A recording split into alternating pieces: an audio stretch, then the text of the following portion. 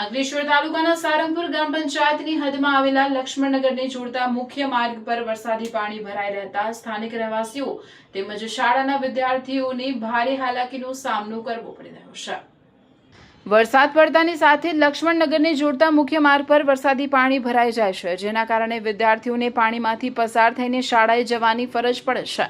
આ વિસ્તારમાં સરસ્વતી સ્કૂલ સહિત 3 થી 4 શૈક્ષણિક સંસ્થાઓ આવેલી હોવાથી દરરોજ મોટી સંખ્યામાં વિદ્યાર્થીઓ આ રસ્તાનો ઉપયોગ કરે છે।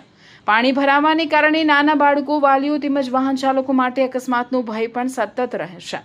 સ્થાનિકોના જણાવ્યા મુજબ વરસાદી પાણીના યોગ્ય નિકાલની કોઈ વ્યવસ્થા ન હોવાથી દર ચોમાસામાં સમસ્યા યથાવત રહે છે।